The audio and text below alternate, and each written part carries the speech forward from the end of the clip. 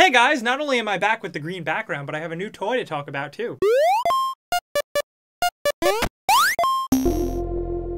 Yeah, so this is something I don't usually do, but a lot of you guys on Twitter and Instagram asked for it, so I'm going to talk about my new iPhone 6 Plus. Why not? Yeah, now just for the record, and just to preface this, in the last year and a half, I have owned a Samsung Galaxy Note 1 and 2, an iPhone 5, and a Windows Phone. I know, I have a problem with phones, okay? I like to try them all, and I'm kind of obsessive over them. So, basically, now I have decided to go back to Apple, and I don't really want this to become an argument on why I like iPhone better, or why you think Android is better, or why you might think Windows Phone is better for some reason. Jesus Christ. This isn't going to be about that. This is just going to be my thoughts on the device, the iPhone 6 Plus, because that's what you guys asked for. And honestly, yeah, I'd like to talk about this stuff because I like these things. So there's no getting around it. This thing is fucking really big. It's so big. Like, look how stupid I look when I talk on the phone. Hello? Hello?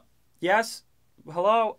I don't know. I mean, I'm a person with a kind of a large face and kind of a large hand. So it's not the biggest issue for me, but people have been asking me, Jake, should I get the iPhone 6 or the iPhone 6 Plus? And honestly, like, if you're not used to a big ass Samsung Android phone, like a Galaxy Note or a Lumia or something like that, then I can't totally recommend the 6 Plus, because the 6 Plus is definitely for veterans of big phones. This thing is huge. This thing is bigger than Note 3, I think. The screen size of those is around the same, but the bezel of the iPhone makes this thing even longer, which makes it even trickier to hold. And that's kind of like the whole key of this thing. It's going to make it or break it for you. Part of just everyday use of this phone is protecting yourself from dropping it, because it is so heavy. And when you do use it with one hand, it is a little top heavy, and you know, that freaks me out a little bit. Now, since the screen size is so big, Apple has included a reachability feature where you double tap this and the whole screen slides down so you can reach buttons that you couldn't normally reach all the way up here.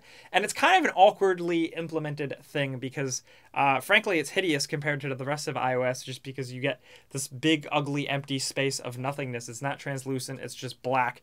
And basically, I haven't trained myself to use it so far. I've been using this thing for quite a few days now, pretty heavily out in the wild, and I've never used it. I just don't feel compelled to use it, and it's kind of like I go out of my way to use it. I kind of just work around it, and frankly, I'm okay with using two hands for this phone. That's one thing you're going to have to get past. I do think Android and Samsung have better one-handed use features where the keyboard slides to one side so you can type. I think that stuff is really cool. I'm sure iPhone will eventually get that in like a year or two. But frankly, it does seem like in a lot of ways Apple just kind of made the bigger phone and haven't really figured out the uses or the software to it yet. I hate to keep comparing it to the Note, but granted, it's competition, and the reason this phone is bigger is because of the Note.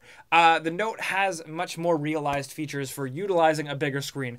Thankfully, Apple has done some things. I can't totally discredit them. The main screen does go sideways now. It's very useful for in text messaging and in iPhone email when you can look at two screens at once, kind of, sort of.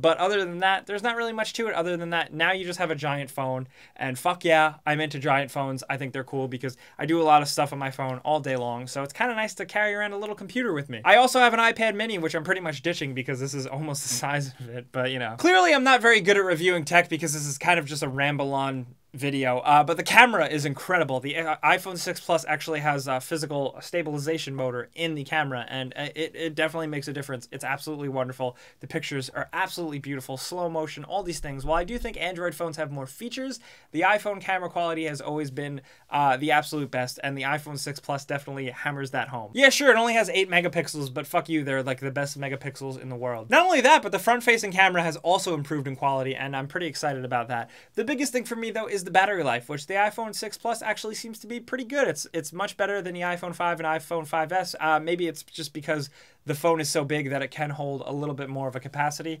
But I've gotten about a day, like a full day. Not a day where I'm running home to plug it in. A day where, you know, my phone battery runs almost down. But if I forget to charge it overnight, I still have a decent amount for the next day. That's pretty cool. That's important. And that was something I wasn't really expecting. Unfortunately, the charger they give you for the iPhone 6 Plus is the smaller amp.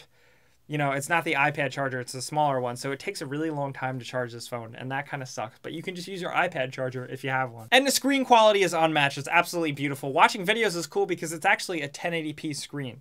That's fucking really cool. Not only that, but this is probably Apple's best, most closest to the glass screen yet, to the fact where when you're looking at the phone, it actually looks like the image is just on the glass. And I've always been into that since the iPhone 4, and it's just gotten better. This is one of the better screens I've used, and I've used a lot of phones, like I've said. So that's about it. That's what I think about the iPhone 6 Plus so far. It is really big. I cannot recommend it for everybody. I can recommend it to someone who's used to a giant phone, but if you're not, I don't know. If you're coming from an iPhone 5 or an iPhone 5S or an iPhone 4, if you're really poor, definitely think about the 6. The 6 Plus is not for the faint of heart. Also, I was using this in bed and I dropped it on my face and it hurt really bad. But that's besides the point. Guys, let me know anything you want about the iPhone 6 and 6 Plus and iOS 8, the new features.